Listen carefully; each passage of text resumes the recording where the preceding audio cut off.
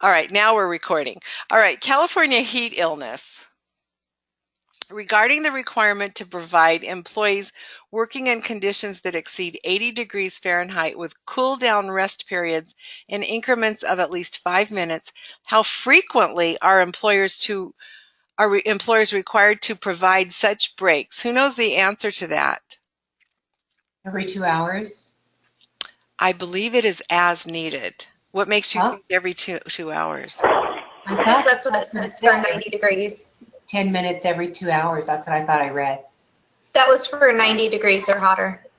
Okay. That's why I was I curious can about say 80. that I lived this with inside, and it was, according to OSHA, when they came in and fined us, it was as needed. Yeah. Oh, okay. So I do believe it is as needed for California heat. So that leads to my next question, which is also about California heat illness. What are some examples of the signs and symptoms employees should keep an eye out for to know when they need those breaks?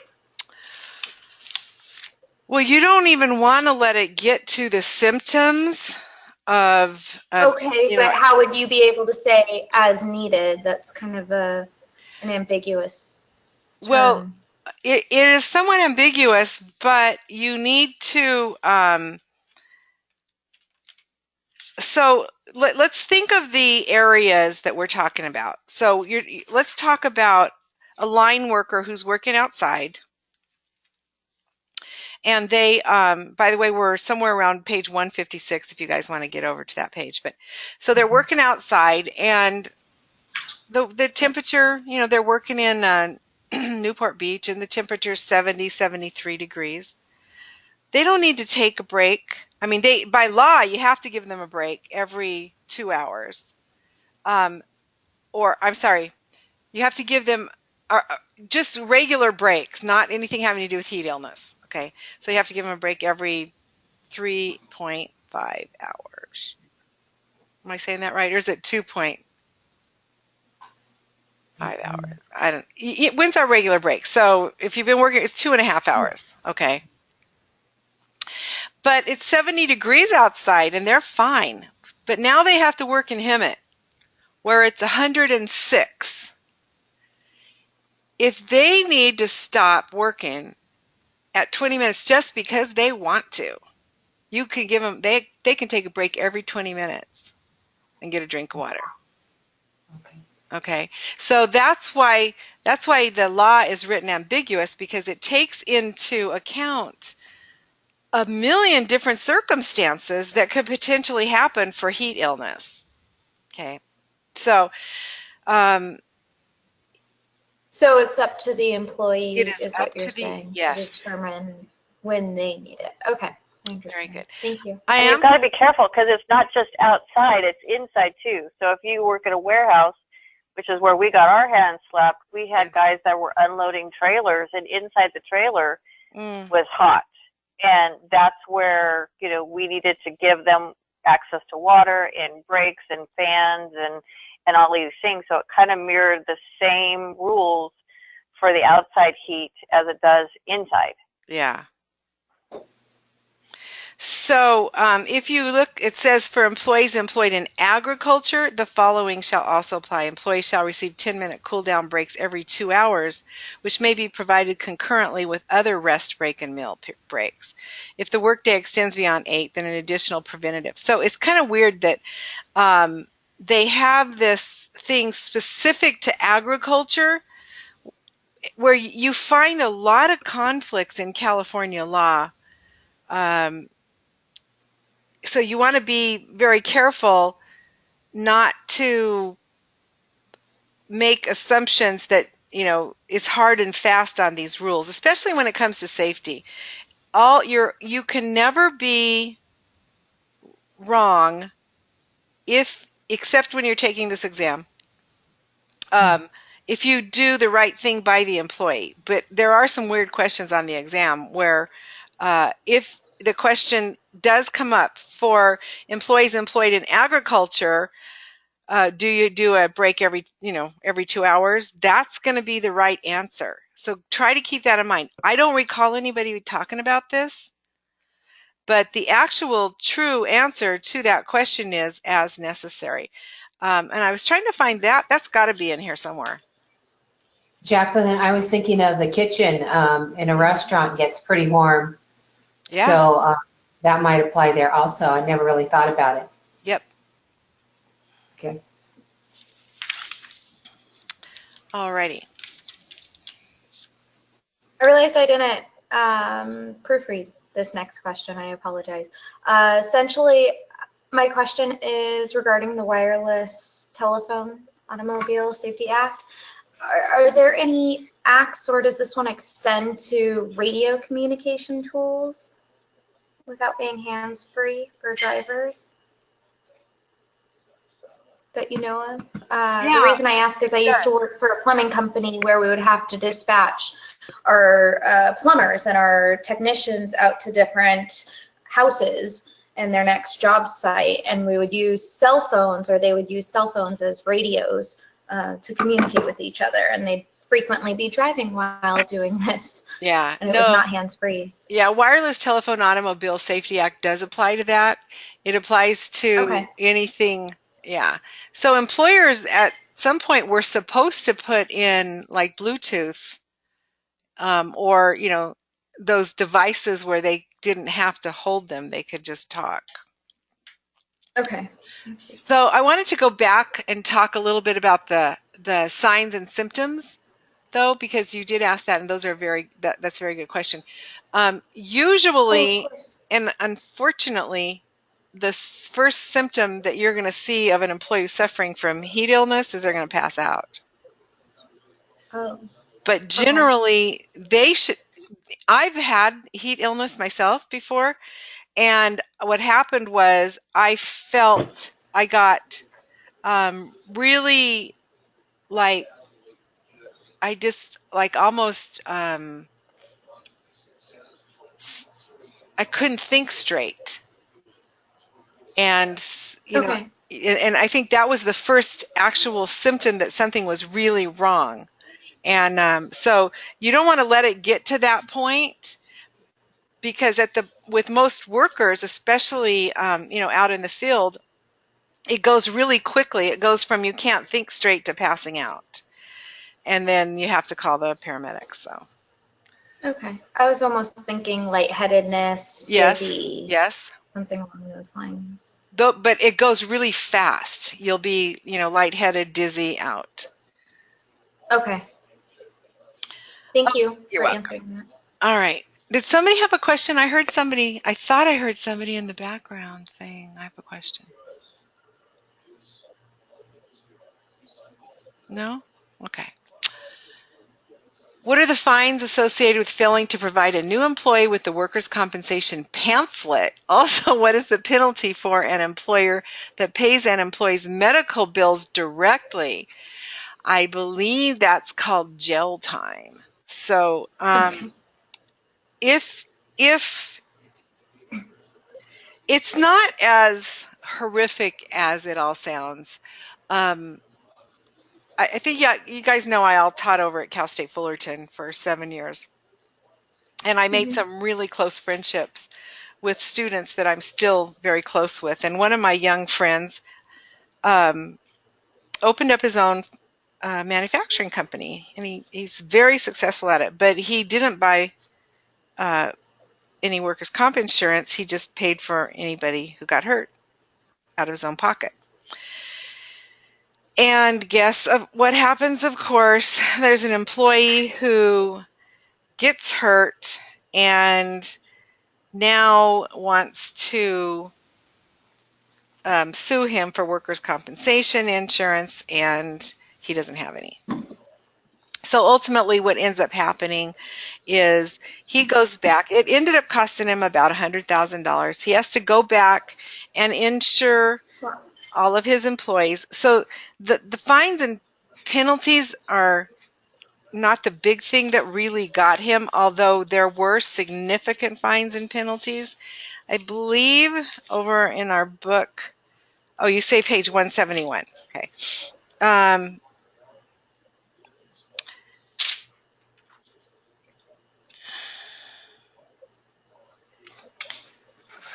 That's workers' comp. I think I referenced that page for my next question. Oh, okay. So, I mean, it's called workers' comp. It's fraud when you just pay for it, you know. Yeah.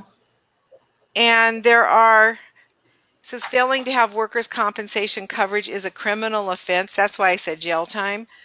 Section 3700.5 of the California Labor Code makes it a misdemeanor, punishable by either a fine of not less than $10,000 or imprisonment in county jail for up to a year or both.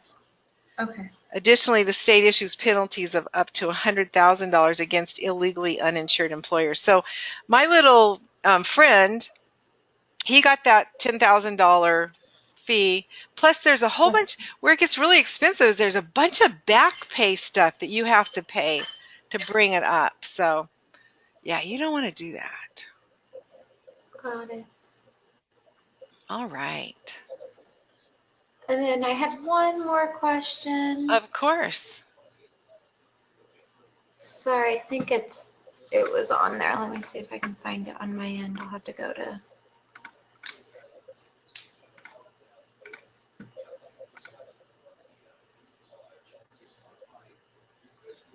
Thank you. One more? Yeah, number 5. What is considered to be the reasonable commuting distance when we're talking about employees returning to work after an injury? Oh. Is that determined based off of time or distance traveled or the severity of the injury? Will that vary? It's determined by the doctor. Okay. Yeah, so it gets a little bit iffy sometimes. You know, we would like to have as employers a hard and fast rule, but let's say the doctor says that they can only travel, you know, 5 miles. Yeah, yeah, it's 20 hard. I mean, minutes or it's whatever weird it might because be. the normal commute time in California is 50 miles.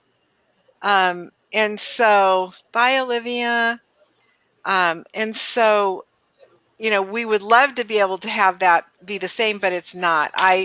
You know, if they live, especially when if you're getting sort of political with your employer and they don't have a job at one location, but they have a job at another location, and that other location is 50 miles away, and the location where you worked was only 12 miles away, you can definitely see some issues going on where the doctor always seems to side with the employee every single time. So you'll get a note saying, well, they can't go 50 miles, so they have to stay home and collect workers' comp.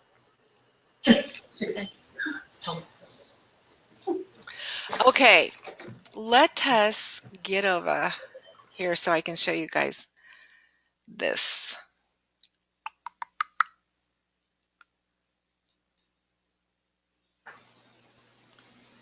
Now, when I turn this on, I'm going to have to unplug my speakers, I think.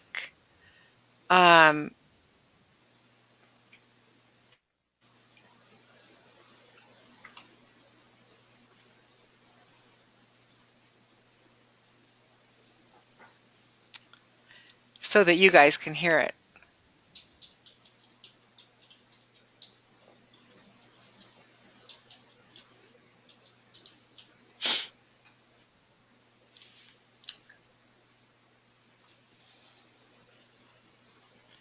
Let's see. Can you hear this? Yes. Oh, great. Yes. Okay.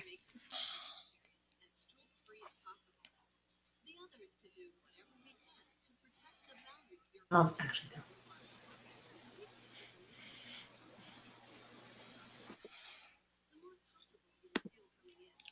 no. Oh, stop. No, no, no. Oh, for heaven's sakes. Actually, no, I can't hear it at all. Oh, now I can. I can't hear it. I can hear it faintly. I can't hear it. I can't hear it. I can't. Okay. Hold on. I don't know how to stop it. Stop, stop, stop. If you hover your mouse over the video There we in the go. bottom left corner, Phew. you'll be able to pause it. I couldn't find the pause.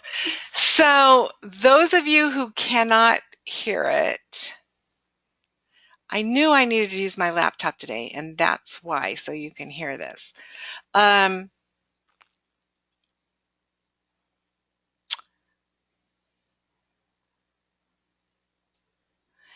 Okay, I'm going to unplug my headphones. I think you'll be able to hear it then.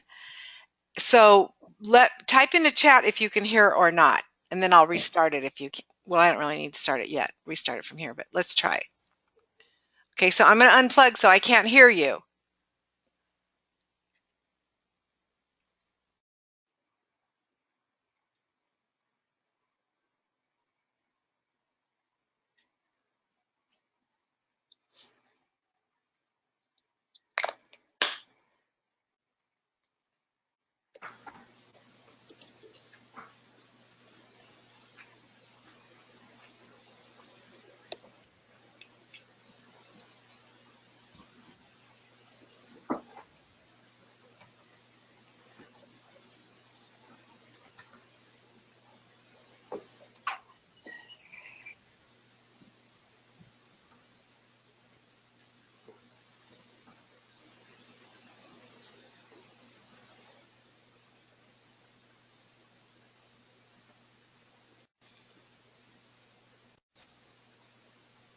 Okay, can you hear me? Yes, I can hear you. Yes. Okay, so what I'm going to have to do, I guess, is I can't believe I forgot to do that. If I don't know why, if I use my laptop, everybody can hear it, but I'm on my desktop today, so.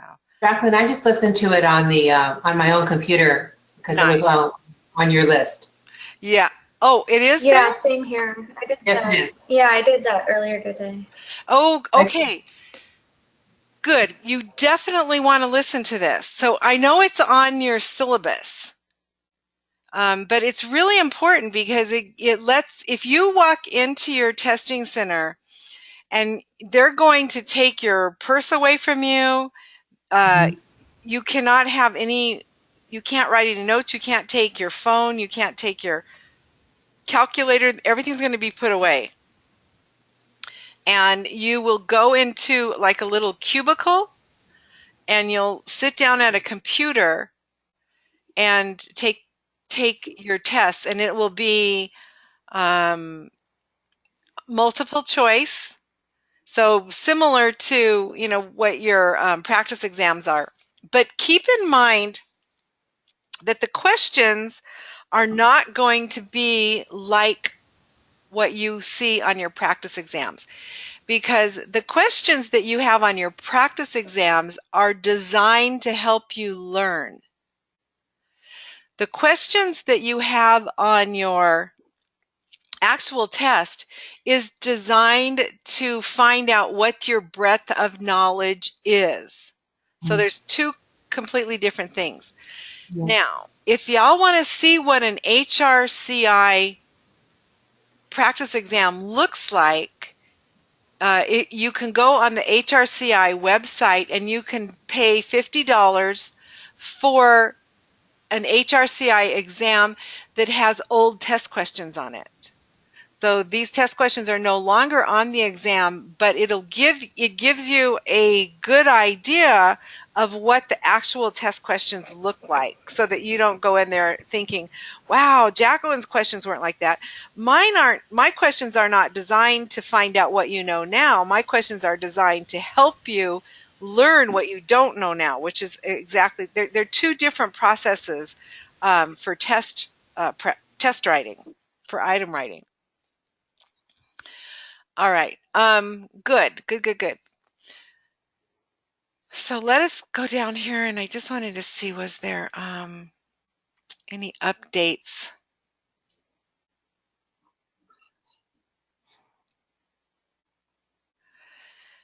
I don't know if you guys saw, these were some things we had talked about putting on the thing, how the leaves combine from last week, interview questions, do's and don'ts, update on cheerleaders, deductions. So where it says update, these are questions that we know are on the exam. This prohibition from seeking and taking applicants' prior compensation, this is really new. So I was really surprised when one of my students told me it was on the exam. It wasn't even effective until January 1. So however it may be written where it would say in California effective January 1, 2018 on a 2017 test. I don't understand how that exactly happened, but somebody mentioned that it was on there. So ban the box has been around for a while, so that doesn't surprise me. Oh, here's the link to the HRCI practice exam. So you just go to this page, scroll down, and it's this one right here that you want to take. See this $50 one? Mhm. And I think it's worth every penny to take it because there's nothing like you've been practicing all of this stuff all along, and there's nothing like throwing in a completely different style, and it works. Okay, I just have a couple of more minutes with you guys. I wanted to go over your homework.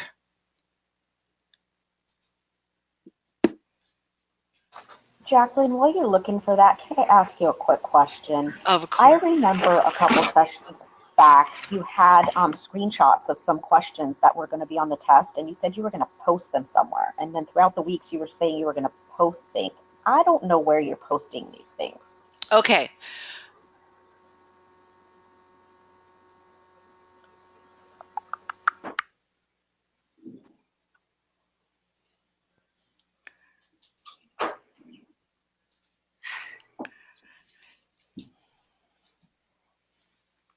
So everything that gets posted posted down here under other helpful bits of information.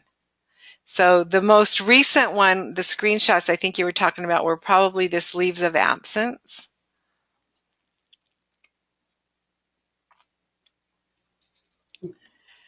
How the leaves combine.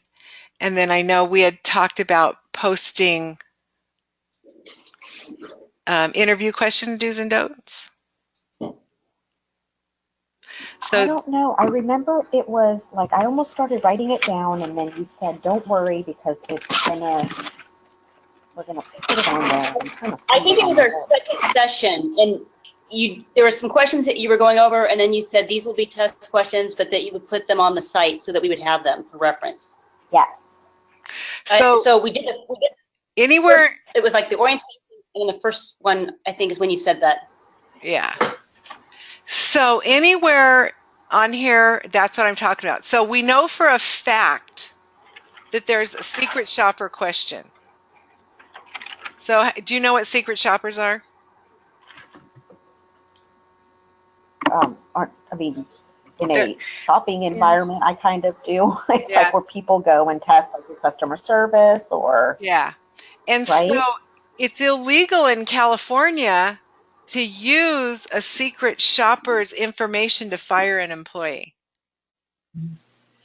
But you need to go a little bit further to understand this.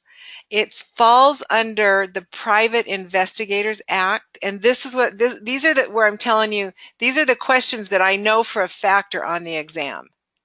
So you need to go in and look at the Private Investigators Act. Okay, then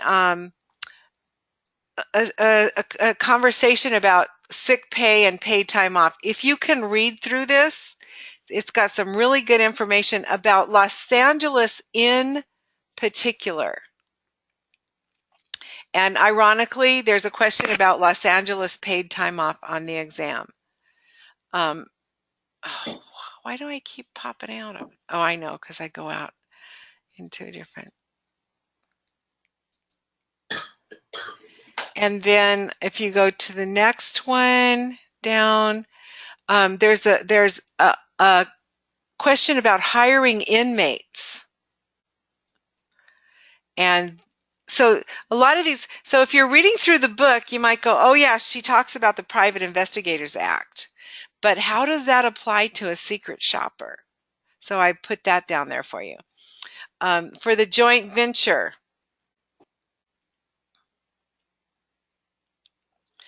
so how many of you actually know that we hire, a lot of companies hire inmates to do the work, and they get paid while they're in jail. They have to get paid for that. So that's one of the questions.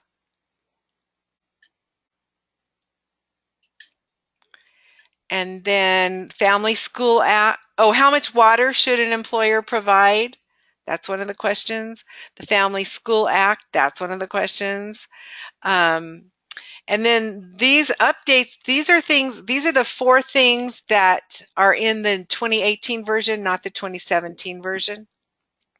And then these are just 2 things that you guys asked me to upload. This is advice from students that passed the PHR exam.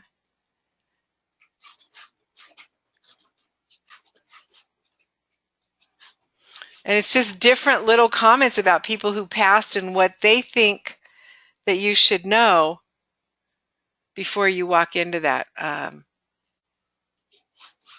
testing center.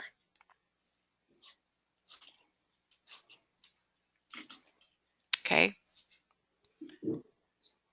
And that's pretty much it. I don't think there was anything else that we had talked about putting up there besides these items. If there are, let me know. We'll get them up. Jackie, you were going to post a question regarding split time and overtime pay. Do you remember that? Oh, I sure do. Oh, I sure do. Or split pay. Yeah. Yeah. Let's go into your book over on page, I'll show you the question I was going to post to make sure you guys knew it. It's over in the beginning under compensation. And I wanted to see if we could work it out in class. Mm-hmm.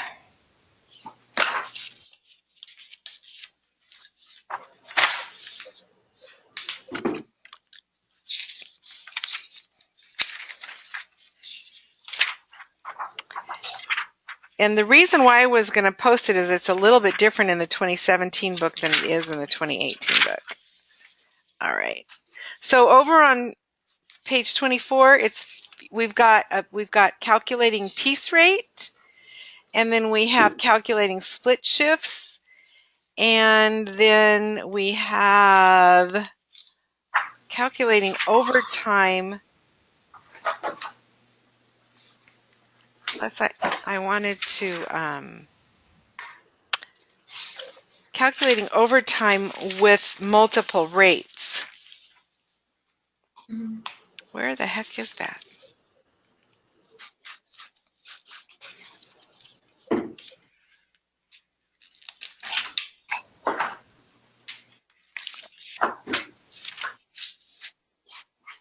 I think it's on page 19. Yeah, split shift pay is easy. Do you guys want me to revisit split shift pay? Well, I mean, some of us wrote down the question and worked it out. I'm wondering if if the big thing in that question is making sure that we're not counting, because I think a part of it was there was a holiday, I think, from what I recall. Vacation time? Or vacation time, one of those two. Do you have the question by any chance? I do have it, but I also know that it's in the book. At least I thought it was in the book.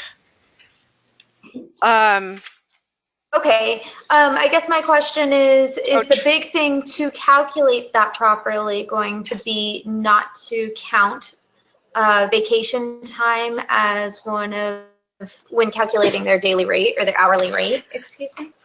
Yes, that is true. Who said excuse me? Okay. Well, because I'm misspeaking. That's why. Oh no, you're not. You're not. No. I said that.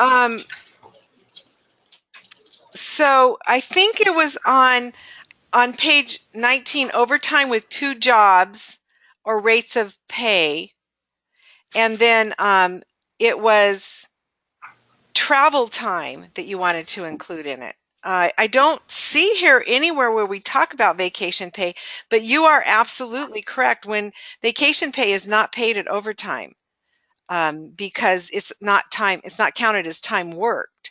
And I'm fascinated that you have any idea about this question in your brain, because we are actually thinking about putting a question like that in the next book.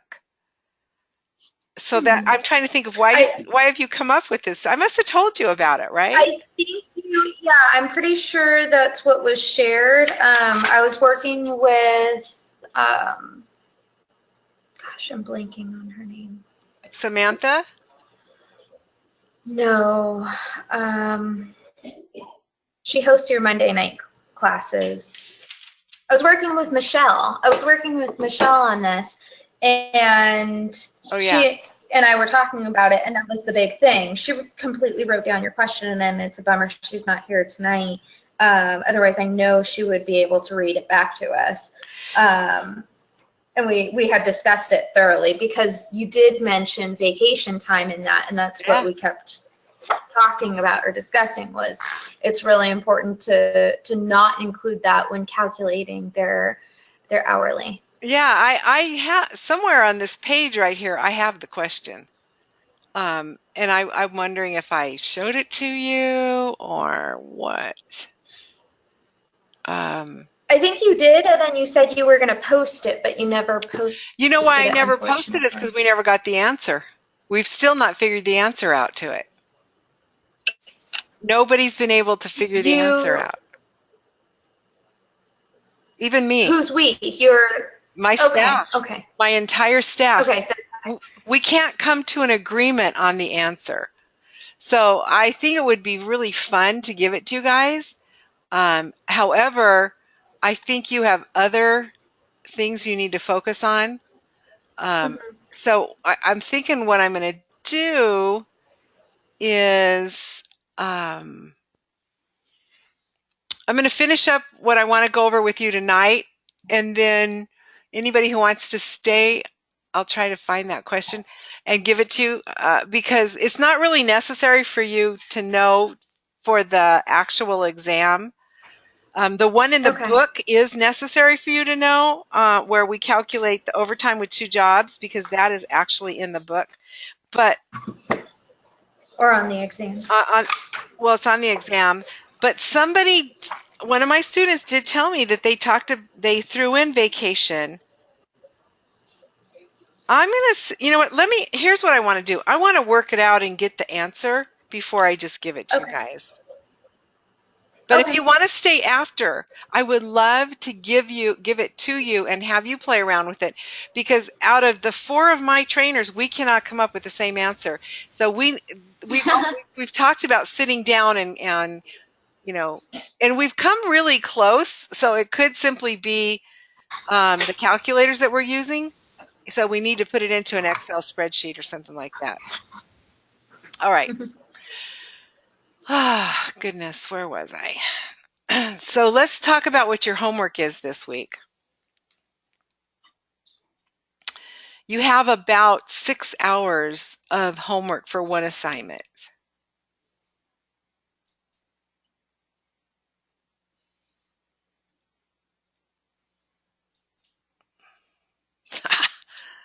Clicked on the wrong syllabus.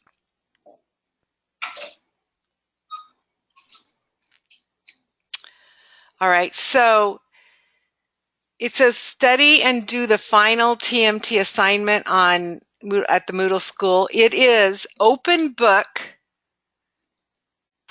Okay, so you can use your book for it. It is an essay, and it should take you about 4 hours or more to do this. You may work with other students if you like. So if you want to work with Michelle, you're welcome to do that. But it is due next Thursday. So on top of that, you also have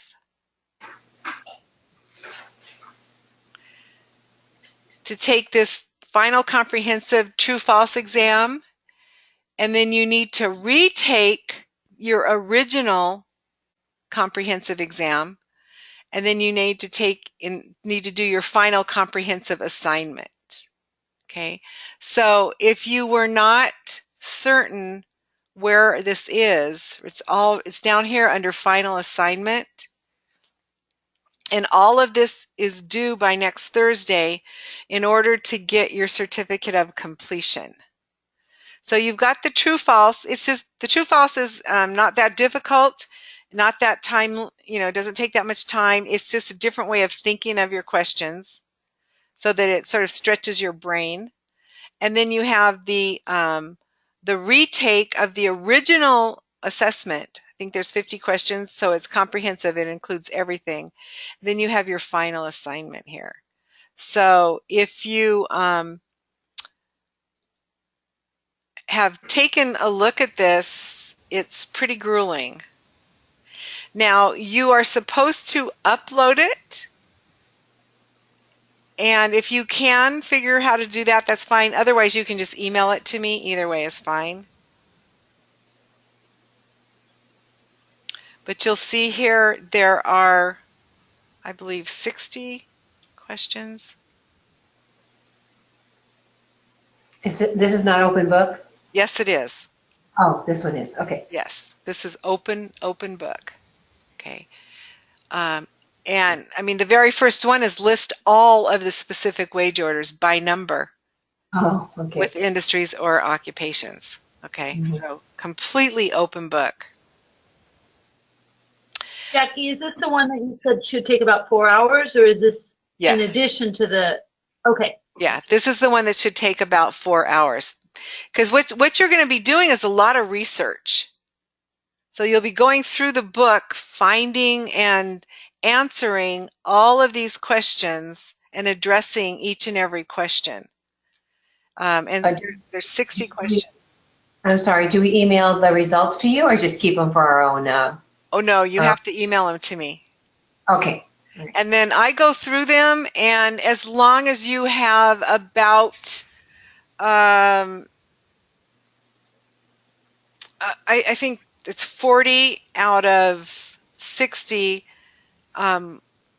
correct, which you should have them all correct because they're open book. But I go through and grade them. So it does take me 1 to 2 weeks to read everybody's stuff and get it done.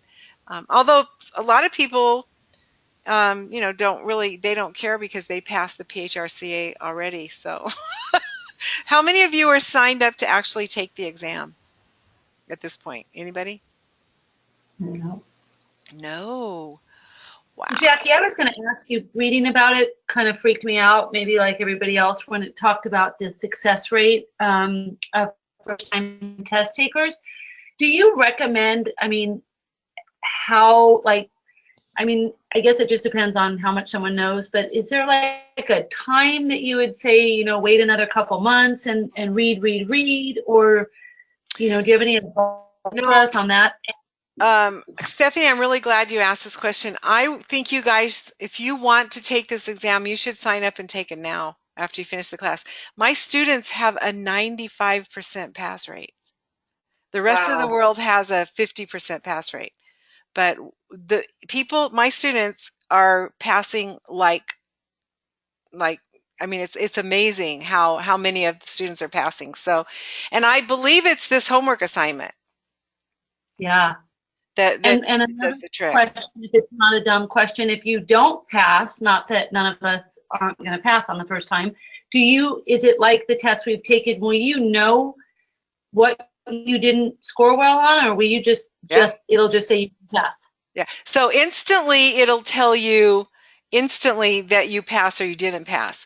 Then it'll send you an email in a couple of weeks that will tell you, it doesn't tell you like a percentage or anything, but it'll say, in this area you did better than most. In safety you did worse than most. So it'll show you the areas that you failed in. You can retake this class again. We got another one starting up in 2 weeks. If you feel like you're not ready yet, you can retake the test, take the class over and Okay. over again, which is actually really helpful because every set of students has different questions that we get into.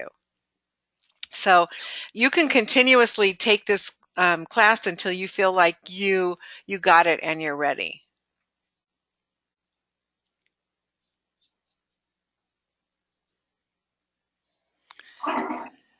All right, any other questions?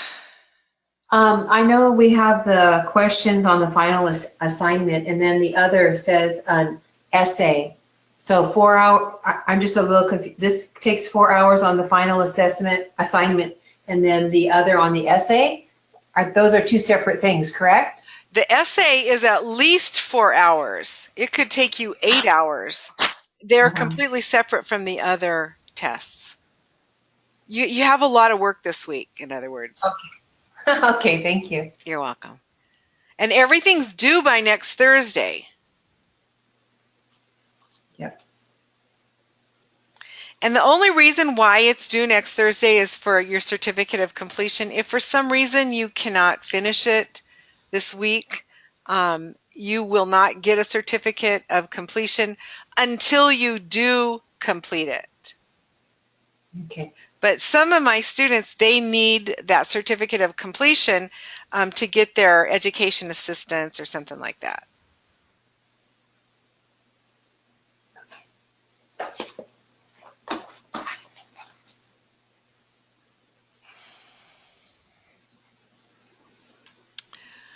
All right. I am going to try to see if I can find that question. What did I do with the question? Why isn't it here under California?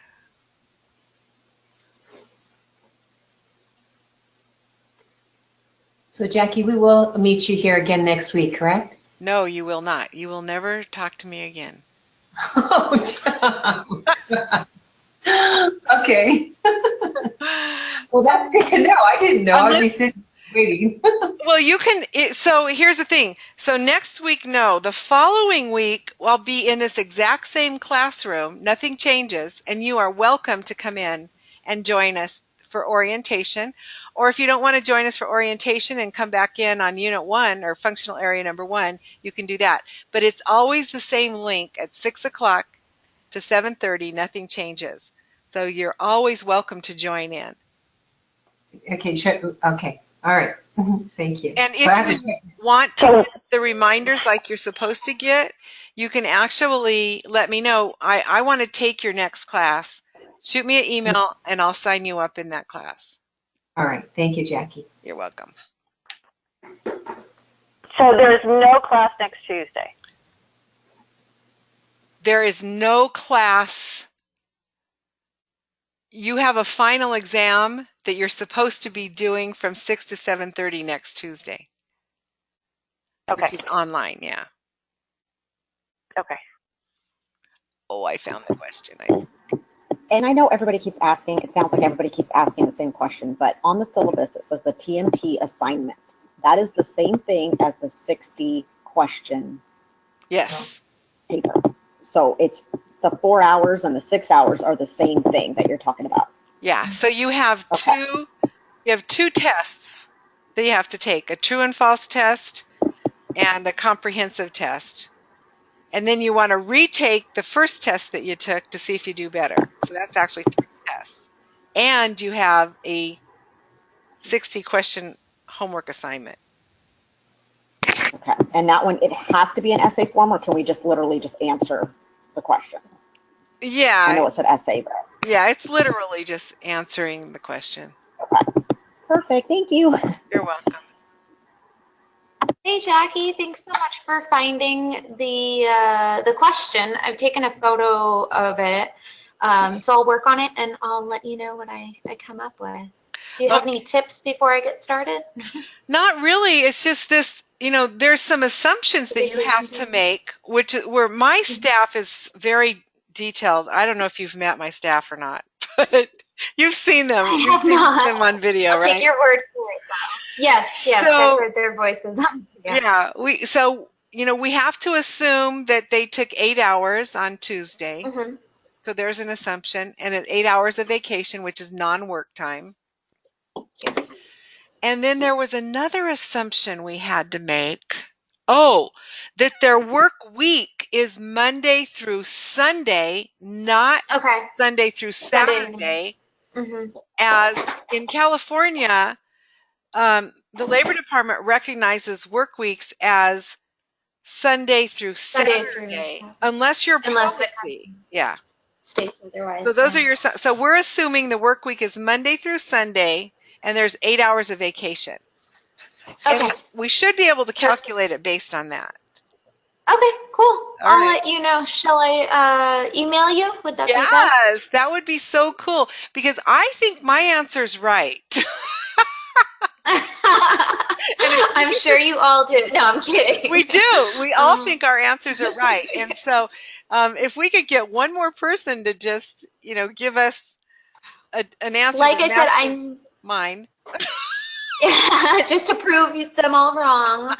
I'll do my best. I'll try. And I know Michelle has worked on it as well. I'll let her know that you shared the question again, and that you're looking for other answers and tallies to figure out what's right, what's wrong. Yeah. So I'm sure she'd be more than happy to share her answer with you. That would be great. And she knows Kathy, who's one of the other instructors. Kathy has her own answer too. And Samantha and I are off by about 40 cents each. Oh, interesting. I know. My question is if you've got vacation on there, they don't have a base rate for your vacation. So are you blending the rates for vacation? So you're doing a 152nd? No. So I say you don't blend vacation because it's not time worked. That's what I say. So what's your base rate for vacation? Is it minimum wage? Oh. That's a good point. Is That's it a 12? great point.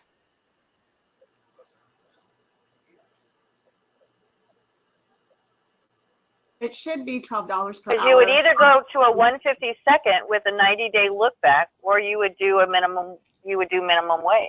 And I think I calculated it at the $12 per hour. Kinsales, they make $20 per hour, which it should be your current pay at that time. Well, yeah, but you're not working, right? Right, but let's say that if I have an non-exempt employee, you're supposed to know his rate at all times. So the but his shift is changing. He's working 2 different positions. That's why I know, but on Tuesday, he's working at, according to me, I would say he's working $12 per hour because it's not in the sales line. Oh. Sales makes $20 per hour. I'm going to try it also. I know, because you're really good at payroll, Teresa. So No, I could. Yes, you are. I know you are. This, but I would say vacation day, he should be compensated, or she, at $12 per hour. That's what I would say. Okay, let's do this, you guys. Let us say that the vacation pay is paid at their regular straight time rate, which is probably what the policy says. And his regular straight time rate is $12 an hour. So let's assume that his regular straight time rate is $12 an hour. And so our assumptions are $12 an hour, 8 hours of vacation, and that the work week is Monday through Sunday. Okay. Yeah. $12 an hour vacation. Thanks so much. Okay, awesome. Have a good night. All right, thanks you guys. I'm looking forward to your emails on this. Okay, Jackie. Likewise. Bye. I'm here. Thanks, Jackie. Thank you. Good night. Good night. Thank you. Good night. Thank you. Night. Jackie, it's Stephanie. Can I actually ask you one last question before you hang up? Of course. Hi. If you even want to email me your advice, this is just actually a personal thing. So in my current work situation, I feel really, really confident that I'm not being fairly compensated under the Equal Pay Act. And I have, tons of documentation, and I've asked my boss several times about it, and he's just kind of ignoring it. If I am to call somebody, can you report that stuff anonymously, or am I just, it's really weird when you're the HR manager that wants to, maybe have an HR issue, if that makes sense. And I don't want to shed a bad light on my company, but I also don't want to continue to work in a situation where I feel something is not just me, but other females in the company. There is definitely something going on. Are these phone calls to the labor board or whichever department I would call, are they anonymous? Are they going to ask me my name and then call my employer? Do you have any experience how that kind of goes down once you get that ball rolling? Yeah, you don't get to make a phone call. You have to submit online. And you have to put your name in, and they will then call you. They'll set up an appointment to have a conversation with you. And they will, if you don't want to do anything, if you don't want to take any action, they will not take action unless you want to take action. Okay. And if they do, I mean, then obviously I would be protected under whistle or anti-retaliation. I mean, I'm sure it would be awful at that point. I feel like I'm kind of digging my own grave at that point. Well, because I don't necessarily. Do your homework.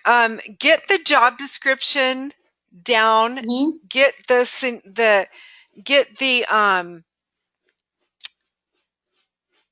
the years of service that everybody who does the exact same job. Okay. Yep.